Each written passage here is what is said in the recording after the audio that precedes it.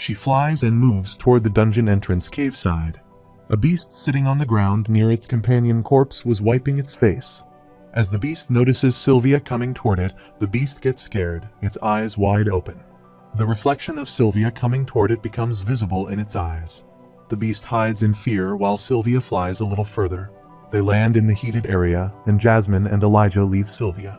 While Arthur sits on Sylvia, carrying Samantha in his arms, Elijah and Jasmine step ahead, holding her dagger to check the area. She sees humans there. The warm monster comes out of the ground. Sylvia turns her head and angrily looks toward the warm monster. The warm monster, with Sylvia's presence there, gets scared and goes back underground, nodding in nope. Meanwhile, a group of monsters arrives, and Jasmine and Elijah step ahead to defeat those monsters. The monsters scream, but as soon as Sylvia plopped forward behind the wall, she saw her monster get scared and go back from there. Jasmine is surprised, and Sylvia proudly looks toward Elijah, while Elijah stays silent. After this, Elijah, pointing toward Sylvia, asks Arthur why he didn't bring her with them from the start, and in response, Arthur chuckles. Meanwhile, Samantha, a little bit and creates a little voice, sees Arthur turn his head and look toward her. After this, Elijah removes the pillow and other accessories from his back, and Jasmine moves toward Arthur and gets Samantha from him. She carries her in her arms, lays her on the ground, and puts the pillow under her head. Samantha opens her eyes, and looking at them, tears fall, and she sees both Arthur and Jasmine get emotional. With teary eyes looking toward Arthur, Samantha says he looks better without his mask. He responds, and she stops talking. She needs to save her energy. Then she put a hand on her stomach, which she covered with black clothes, says, "Hold on, look what she found." As soon she pulled back the clothes, Arthur's face mask and the beast core were lying on her stomach. However, three are surprised to see Arthur's smile and get emotional. Then she takes that mask from her and appreciates her for her excellent work. After holding the mask, he turns his head, looks toward Jasmine, and says they will sell the beast core after things calm down, and split the profits amongst them. Jasmine turns her head and shakes, answering she doesn't want it. Then she looked toward him and smiled, saying he was the one who deserved it. Arthur turned his head and looked toward Elijah, and he surprisingly makes a cross sign with his arm, saying don't look at him. He doesn't want it either. Samantha taps the beast core in Arthur's hand, and he looks toward Elijah, gritting his teeth and asking what he even knows how much this is worth. He doesn't want it. Samantha puts that core in Arthur's hand, and he surprisingly looks toward her with a smile on her face. Looking toward Arthur and says thanks to him. She is alive. Further, she says it's more than fair that the one who single-handedly killed it deserves the reward. Holding the beast core in his hand, Arthur emotionally looks toward it and presses his lips. Then he turns his head, looks at Jasmine and Elijah and sighs. Then, grabbing the beast core in hand, he thanks them and hears Elijah setting his glasses and smiling. After this, Arthur checks Samantha's pulse, then looks toward Jasmine and Elijah and asks if they can too go to the guild hall and bring some help. Then he says he will stay there with Samantha. Both nod and get up. Elijah suddenly remembers something and then stops there, saying before they leave, he will leave his stuff there if he needs anything. However, he uses his magic ring, pulls out Arthur's accessories and puts them near him, and then they both leave. Arthur, from his bag, takes out the letter and then, holding the letter, thinks there it is. Then he opens the letter and burns it using his fire magic. That letter flies upward in the burning air, and Arthur sends the ashes of his fire magic upward, thinking there is at least a way they won't be worried until he gets back home. Arthur turns his head and looks at Sylvia, asking why she got this big by hunting mana beasts and eating their cores. Sylvia roars, hunting a lot of mana beasts. Arthur looks toward her and smiles, asking if she can still transform. Sylvia nods and starts transforming herself into her original shape. She closes her eyes and opens her wings. A dark aura emerges from her body, and she draws a magic circle around her. Then her body parts slowly start transforming, and she returns to her original body. Sylvia ran toward Arthur. He extended his hand toward her and then patted her head lovingly. She closed her eyes and smiled, and in response, Arthur smiled. Suddenly, Arthur feels pain in her body. He grits his teeth and starts to tremble. Sylvia gets worried and worriedly looks at him. After this, Arthur grabs the beast's core and tightly holds it in his hand, thinking it will take a few hours for them to return. Further, he presses that beast core, thinking he should be able to recover with this beast core and his assimilated body. A bright green light emerges from the beast's core, and Arthur holds it, closes his eyes, and sighs. The green light circulates in the core and spreads around Arthur's body. Arthur, while healing his wounds, remembers the time when Lucas attacked him with his fire blast and injured him. Further remembering that time, Arthur thinks Lucas Wykes, son of a noble family notorious for their unethical practices to produce powerful mages. Because of what he did, Brawl died, and so many of them got hurt. However, Arthur picks up his mask and wears it, thinking that if he wants to settle things properly, he must be careful. Because one thing is sure, no matter how long it takes, he won't pay for mere petty revenge. However, the people of the guild hall arrive in the dungeon. They check the area and the shields and weapons of the missing people. They inspect the entire situation and make a record of it. On the other side, Samantha was admitted to the hospital as she was severely injured. Her legs and arms were bandaged, and the doctor stood beside the bed and was writing something on the note. Also, the guild hall inspection team members took Braul's dead body with them. There, his family members, while looking at him through the glass window, were crying. After this, in the guild hall in Caspian's office, Jasmine and Elijah provide information on all events to Caspian. While Arthur, wearing a mask, sits on the couch some distance from them, Elijah explains to Caspian how Vines killed Creole and how the Elder Wood Guardian attacked them and killed Brauld, and how Oliver was struck by that fire blast and his entire body was burnt, leaving only his skeleton lying on the ground. Meanwhile, Arthur sits on the couch behind them and asks if this is enough. Both Elijah and Jasmine turn and look toward him. Then Arthur, looking toward Caspian, says he knows how rare occurrences like this are, but they have already given their accounts. With a sad face looking down, Caspian is holding the paper and sighs, responding that he is right and will let the three of them get some rest before the hearing. Suddenly, the guards slam the office door. They all turn and surprisingly look toward the door. Holding his spear, Lucas enters the office with his guards with an evil smile, looking toward the three of them and saying they made it out alive. Also, his legs and face were bandaged. See him there, Jasmine took out her dagger, and Elijah activated his spell to attack him, asking him how he could. Arthur raises his hand and asks them to stop there. They turn and look toward Arthur and stop there. Lucas's guards surround him to protect him, and surprisingly, he puts a hand on his mouth and asks what all the tension is between teammates. Caspian sits on his chair, closes his eyes, holds his head, and sighs while the receptionist stands beside him and surprisingly looks at them all. Caspian opens his eyes and peeks toward Arthur, while Arthur sits there on the couch poof. Then Lucas raises his spear, saying he wonders how they managed to escape from that terror of a beast. Moreover, Lucas angrily looks toward them and grits his teeth, asking if they must sacrifice someone to save themselves. Caspian gets up from his chair and puts a hand on the table before him. He looks toward Lucas and raises his voice. "Mr. Nanchuikes, it would be best not to." Lucas ignores Caspian and adds his point. Samantha has a disability now, but she is alive, so he guesses it wasn't her. Then he clicked his fingers, pointing toward them, laughed, saying don't tell him they sacrificed Brauld as he was about to complete his sentence. But before he completes his sentence, Arthur throws his sword toward him, which pierces Lucas's ear. Lucas is surprised, turns his eyes, looks toward the sword that passes him, and stabs into the door behind him. Lucas's guards turn their heads and look toward him, and they stick Lucas's ear cut, and the blood starts flowing from his ear and spreads on his shoulder. Lucas's guards stood beside him. "Surprisingly," said the young master, his ear. Lucas touched his ear to check, and as he checked his hand, he trembled to see his hand filled with blood. He looked toward his hand, shouting blood in his ear. Meanwhile, Arthur gets up from the couch and steps toward Lucas. Lucas's guards surround him with shields and warn Arthur to stop. As Arthur stares at the guard gets scared and gulps, then looks toward Arthur, thinking, what's with this sudden air change? The other guards also get scared by Arthur's presence. One of the guards among them looks toward Arthur, and then they tremble. Thinking about why his body feels so heavy, Arthur steps toward them, and the guards holding the swords and shields fearfully look toward him but don't attack him. See, Lucas stands beside the door, holding his ear, raising his voice, asking what they think he is paying them all for. The guards turn their heads and look toward Lucas, and Lucas points toward Arthur and raises his voice to get him. The guards run toward Arthur to attack him. One of the guards strikes his sword to attack Arthur, but before he attacks, Arthur hits his iron stick on the guard's arm. His sword slipped from his hand, and then Arthur hit his stick on the guard's back and fell him to the ground. After this, he moves toward other guards.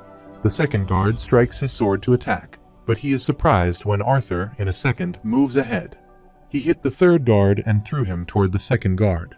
The third guard thuds in the second guard from behind, and both fall. See the fourth guard abuse Arthur and swing his sword to attack him. Arthur moves aside and gets at the guard's side in a second. Caspian sees this and is amazed. He looks toward Arthur and asks Mr. Note if he should do something like this before the hearing. After this, Arthur jumps and extends his hand toward Lucas, sees Lucas getting scared, and putting his hand on his ear, shouts his apologies. Arthur extends his hand, grabs the handle of his sword, which stabs into the door, and pulls it back, saying his sword slipped and he wanted it back. Lucas, looking toward the sword, was trembling. Arthur, holding his sword, sees Lucas holding his injured ear and sighs. However, Arthur looks toward Caspian, and Caspian, with a little smile, asks the receptionist to please escort Mr. Wykes to the medical ward so he can get patched up.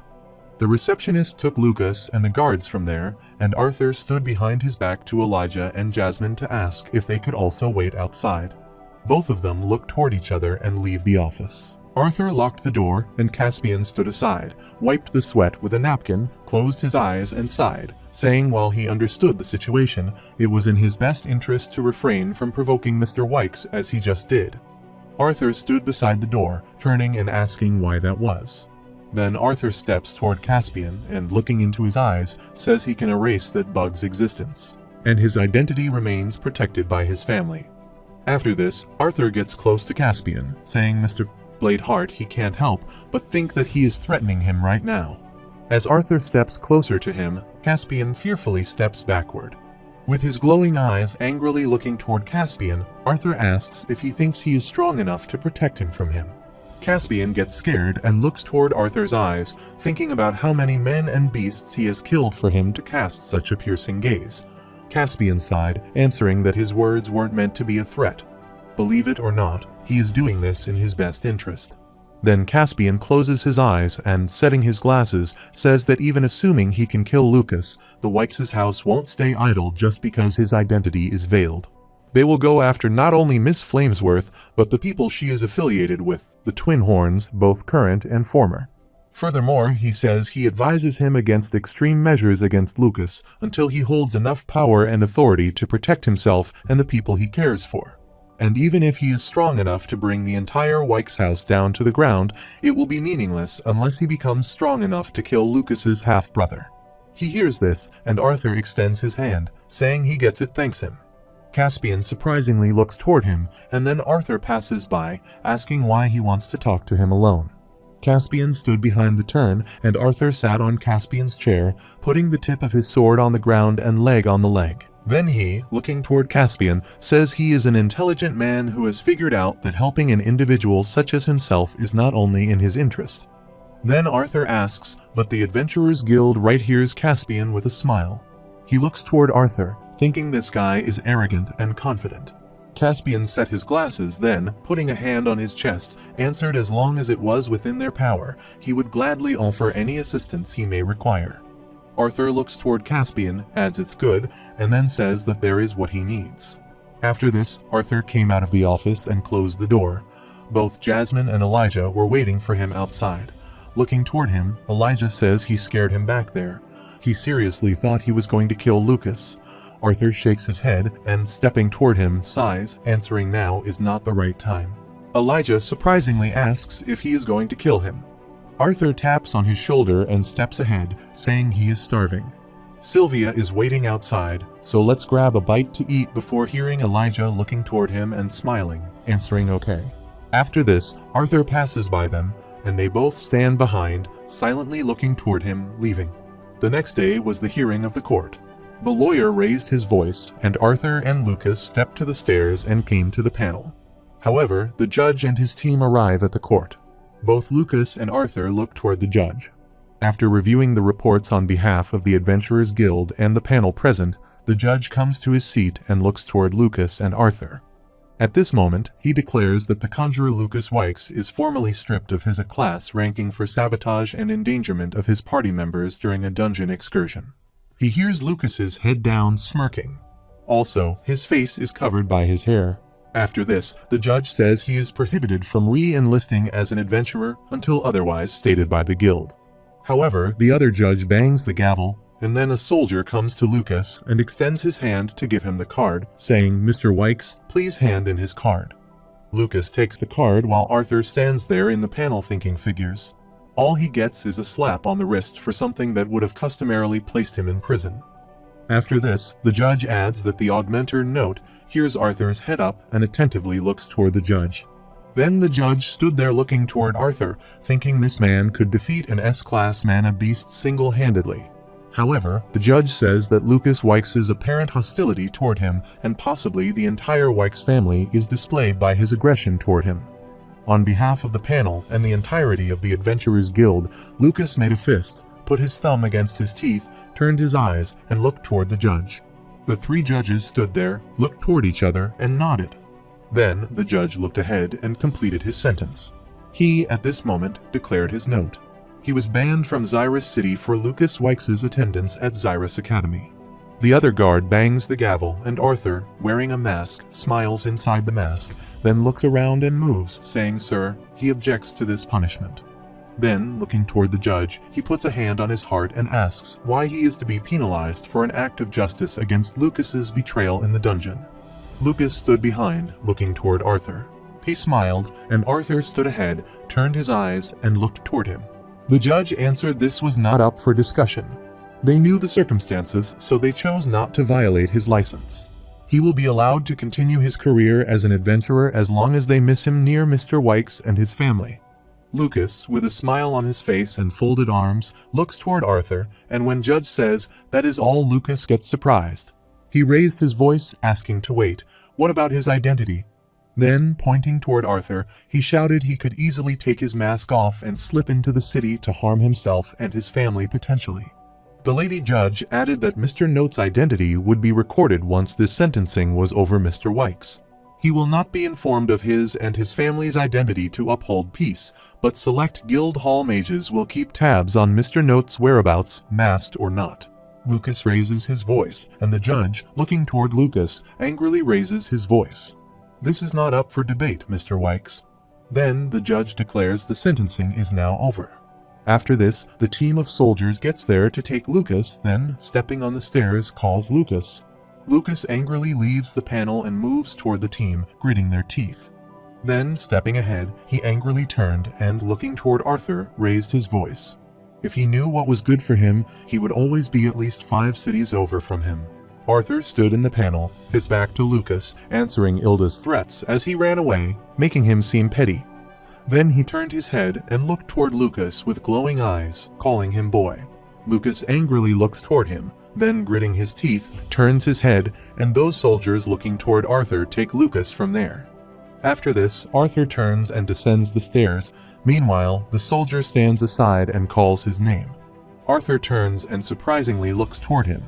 Then the soldier, putting his hand on his heart, bends and asks Arthur to come with him. He will escort him out of the building. Meanwhile, the judge gets there, adding that there is no need to trouble himself. Then looking toward the soldier, the judge says he will escort Mr. New's note out through the back. The soldier nods while Judge and Arthur ascend the stairs and move toward the exit door. The judge took Arthur to the library. There, he opened the door and entered. Arthur stepped after the judge. The judge closed the door and sighed, then stood beside the door. The judge looked toward Arthur and asked if he trusted this little charade, Mr. Note, to his satisfaction. Arthur stood his back to the judge's answer. It was believable. Then Arthur turned his eyes and looked at the judge at his back, and they thanked him for his cooperation. The judge responded that there was no need. It wasn't done on his behalf. Then the judge, looking aside, says he sincerely hopes he can trust him not to cause further trouble. After this, the judge steps ahead toward the book's rack, saying they cannot forever hide the truth from the Wykes family.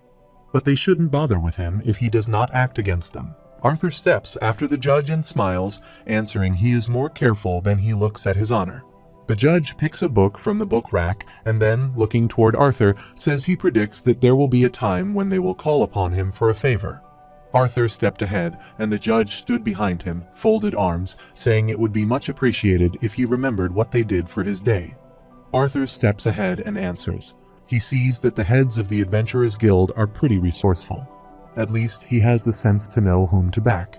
Then Arthur stops a little further, turns his eyes, saying he will remember, and leaves while the judge stands behind, thinking Caspian was right. What a genuinely frightening individual. After this, Arthur steps toward the exit door. He opens the door by pushing its handle and comes out of that place. As he opens the door, a bright light spreads before him. He came out of that place and closed the door. Meanwhile, Sylvia runs toward him, calling him Papa. She sees Arthur surprisingly call Sylvia as he is about to call her by her full name. But before this, Sylvia bams him and hugs him. Arthur slightly bends, and she sits on his shoulder. However, Jasmine and Elijah stand before him and see Jasmine smile, while Elijah is surprised. After this, Sylvia sits on his shoulder and puts her face on his head, asking him if it is all over now they can go home. He hears Arthur say everything is over. Let's go home then. Three of them move from there, chattering. Elijah looks toward Arthur and asks if he does not want to visit Samantha. Sylvia sits on his head chomp, and he answers he thinks it would be better if he didn't see her so soon. Then Arthur turns his head, telling Jasmine she should still check up on her later on though. A butterfly flies to them, and Sylvia surprisingly looks toward the butterfly, and Jasmine answers of course.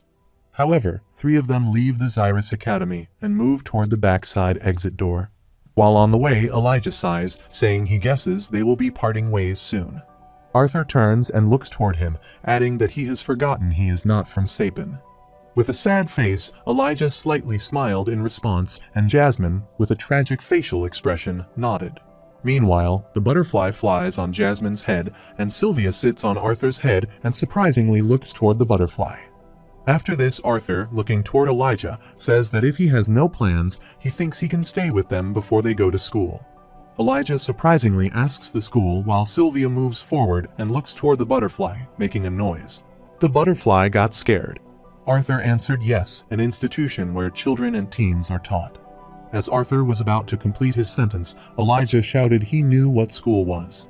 The butterfly fearfully flies from there, and Sylvia sits on Arthur's head, looking toward the butterfly. After this, Elijah closed his eyes and set his glasses, saying it was just that he had no plan of going to school. Here's Arthur says. He mentioned that part of why he is trying so hard to climb the ranks as an adventurer is to make a name for himself. Then Sylvia wiggles, and Arthur pats her lovingly and smiles, saying Elijah, if that's the case, it won't hurt for him to get an education from Xyrus Academy. However, Arthur steps ahead while Elijah stops their answer.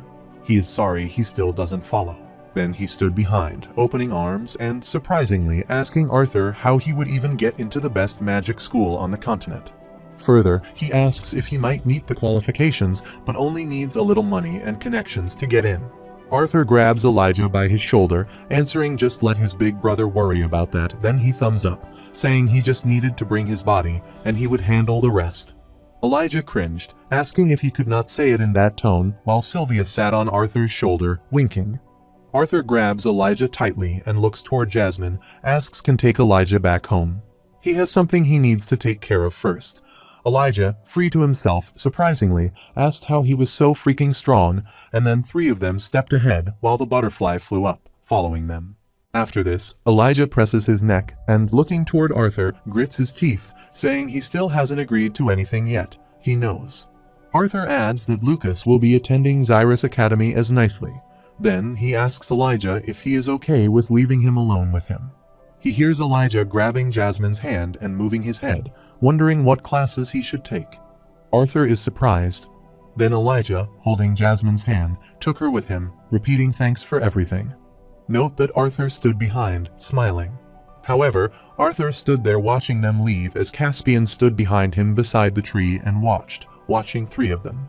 With his back to Caspian, Arthur turns his eyes and asks him to come out. He hears Caspian come there from behind the tree. He is glad he took some precautions by sending those two off first. With his back to him, Arthur says thanks for getting the judge to play along with his little plan. He doesn't think Lucas will be suspicious anytime soon. Here's Caspian stood behind him, sighed and answered. He was glad this whole thing had been solved without anyone dying.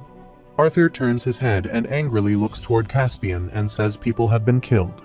Remember that Caspian, looking toward Arthur, answers his mistake, and then he coughs, saying his intention wasn't to stir a fight.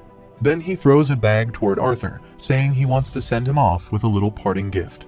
Arthur catches that bag and remains silent.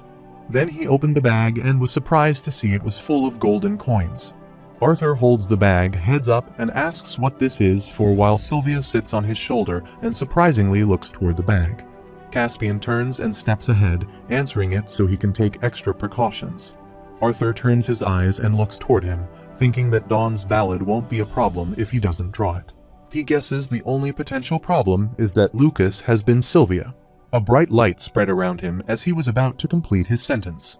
He was surprised, then turned his head and looked toward Sylvia, who sits on his shoulder, has wholly changed herself.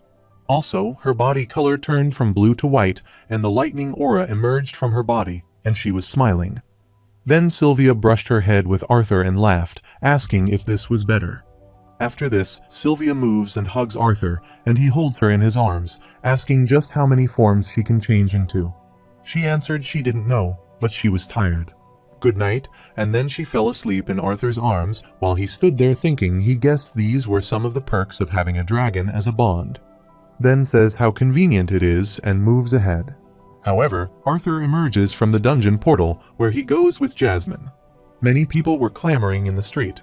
Arthur put his accessories aside on the box and changed his clothes. Then he ruffled his head and smiled, thinking he should do it. Then he, wearing his bag and carrying Sylvia in his arms, stepped ahead on the market street. A couple was passing by him, discussing whether it was confirmed their baby had just turned C-class. Also, a girl passes him, jumping for joy that he made it back. Arthur opens the jewelry shop door and enters there. The jeweler setting his jewelry asks welcome to Ekvius Arfit, the little boy. Is he lost? Arthur stood in the door holding the door handle, showing him his thumb answer. His father sent him on an errand to buy a dimension ring big enough to fit his thumb. The jeweler rubs his neck and smiles, saying, "Listen, kid, even though they are small dimension rings, they are costly." Then he asks if he is sure his father knows about this. Arthur removes his bag and shows him the golden coins bag, asking if this is enough. The jeweler is shocked to see the bag, his mouth wide open, and he starts sweating. After some time, the jeweler, wiping his face with the napkin, waves his hand, thanks Arthur, and asks him to come again. With a sad face, Arthur steps into the street, thinking he can't believe he had to spend most of his gold on a dimension ring, barely able to fit a sword and beast core. While on the way, he stops thinking well with this. His preparation for everyday school life is complete. After some time, Arthur stands near the carriage. Then he steps into the carriage, asking the driver, "Helster Manor, please." The driver extends his hand, and Arthur pays him the fare. The carriage moves from there toward its destination while on the way. Arthur sits in the carriage beside the window, holding his mask, and stares at it, thinking it has already been over 2 years since he first put on this mask. Also, Sylvia was sleeping in his lap, and the strong wind was coming in through the window, and the curtain was shaking. Looking through the window, Arthur wonders what it will be like to be an average student. However, at night, Arthur arrives at his home. Sylvia was sleeping in his bag with her head out of the bag. Arthur heads down and climbs the stairs to get to the house. He is surprised to see his sister's shadow falling on the stairs. He heads up and looks ahead of him toward his sister standing upstairs and smiles, saying Ellie, her big brother, is as he is about to complete his sentence. Ellie jumped on him. Arthur was about to fall backward, but she grabbed him tightly, and while crying, she said, "Welcome back, brother." Sees Sylvia awake from the sleep, and sitting in the bag, moves forward to look. Arthur pats her head and apologizes while Sylvia sits in the bag yawning. Ellie heads up and, with teary eyes, angrily looks toward Arthur and says welcome back. Big brother, he brushes her head and smiles, responding, "It's good to be back." While Sylvia again falls asleep, Arthur, looking toward Ellie, opens his arms and smiles, asking now how about she let him go. She heads up and looks toward him, asking if Depends will leave again. Arthur laughs, answering no, he is not. After this, Ellie climbs the stairs, enters the home's main door, and wipes her tears, saying come on, then let's go inside. Arthur steps after her, then looks toward her, climbing the stairs, and thinks Ellie is growing up so fast. However, Arthur gets scared thinking about this, and then he guesses that she will soon go on a date with Decapriardis Roman IV. Further, he assumes that soon the day will come when she hugs Decapriardis Roman IV and raises her voice, saying, "Go away, brother. She is going on a date." Arthur starts to panic, and he scratches his head and grits his teeth, thinking, no, this can't be. Meanwhile, his father and mother excitedly descend the stairs and run toward him, opening arms and calling his name. Arthur's father grabs and lifts him, asking if his hair is the only thing that's growing. Arthur tickles his father's cheek, answering he could say the same thing about his beard. It's even more unruly than before. Then he asks if he is trying to cover his wrinkles with it. He hears his father laugh, and his mother and sister stand beside smile. Then his father, while laughing, takes him down, and his mother presses his head, asking what her unruly husband is talking about. Arthur laughs and gets slightly bent, and Sylvia, while sleeping, falls from his bag and thuds on the ground. Ellie looks towards Sylvia, pushing her father's shirt. After this, Arthur's mother pats his head, and he winks. Then she lovingly looks toward and hugs him, saying she would skip the part of the worried mother this time. While hugging him, her mother bursts into tears and says she is glad he is back in one piece. Arthur also gets emotional, hugs his mother, smiles, and says, "Thanks, mother," and that he is sorry for constantly worrying her. However, Vincent, with his wife and Elijah, gets there and hides beside the door. Move forward, Vincent coughs, saying not to ruin the mood. But they would also like to welcome back their son, who sees his wife standing beside him, plucked on his head, calling his name. Vincent grits his teeth, and she laughs, saying she told him to stay entirely so they could have their moment. Ellie, carrying Sylvia in her arms, laughed also. Sylvia was sad because she was thud on the floor. Arthur's mother hugged him, and his father stood beside her mother, putting a hand on her shoulder and laughing. After this, they all sit in the lounge there. Elijah and his father sit on the couch, while his mother, holding the cup of tea, stands beside the sofa. Arthur's parents and sister were sitting on the couch, and he approached them after changing clothes. Arthur stands beside and looks around and sees his mother asking, looking for something, and he answers there seem to be a couple of faces missing. Elijah gives Arthur a letter telling Jasmine to leave this letter for him before she leaves again on a mission with the twin horns. Arthur extended his hand and took a letter asking if she left already. Then he opened the letter and read it, and it was written in the letter. Arthur had fun. Thanks, see him later, sincerely, Jasmine. Also, before the sincere word, she writes love, but scratches these words with a pencil. Arthur read the letter asking how very Jasmine was. Then he got emotional and folded the letter, saying it was a shame he couldn't see her off. Arthur's father waves his hand and smiles, saying they will be back. The twin horns are like warts he can't get rid of. Arthur says well, now he knows where Jasmine went, but where is as he is about to complete his sentence. Elijah's parents excitedly look toward him. His mother smiles and says he is right if he is looking for Lilia. She is also not there. Their daughter is. As she spoke, Elijah's father excitedly got up, adding their daughter is currently at Xyrus Academy, which she started attending last fall. As he was about to complete his sentence before his wife angrily pulled his hair, he cried, shouting he wanted to tell Arthur. However, Arthur answers that's great to hear. Then Elijah's mother looks toward Arthur and, with a smiley face, says it's all thanks to him, Arthur. The Helstias will forever be in his debt, and his husband sits on the couch excitedly, making a fist of his hand, adding she is right. They would have never imagined a mage coming out of the Helstia house after generations of nothing. Arthur smiles, answering that he is unsure about debt, but looking toward Elijah, he says he might have a favor or two in mind. Elijah surprisingly looks toward Arthur. Meanwhile, Arthur's father thumps his foot on the floor and jumps on the couch, indicating they know where everyone is. Also, when he jumps on the sofa, Sylvia's tail goes under him, and she is lying on the couch and pulls back to release her tail. Arthur's father excitedly looks toward him and points to him, asking to tell them all about his dungeon dive. Arthur's mother sits on the same couch, angrily moves back, looks toward her husband, and grits her teeth, asking if he is a kid or something. Sees Arthur laugh, then looks toward them, putting their hand on his chin and saying, "Let's see where he starts." After this, he and Elijah explain everything, and they all are shocked to hear all this while Arthur laughs. However, after hearing this all, Elijah's father sinks onto the couch, asking what a ride, and there he thought his annual tax results were interesting. While his mother sits beside him with a surprised facial expression, he adds an elder wood guardian to believe he fought. And she killed a beast that her parents used to bring up to scare her into behaving when she was a child. Moreover, Arthur stood beside the couch arm and, putting his hand on the couch arm, looked toward his father. He asked about the topic of magic and monsters and what stage he was currently at. His father clenched his hand, then looked toward his hand and brushed his hair, answering that he had been stuck at the bottleneck of the dark orange stage since he left. And no matter how much he meditates and purifies mana, he can't seem to break through. Arthur throws the beast core toward his father, saying, "Perfect, use this." Then his father catches the beast core.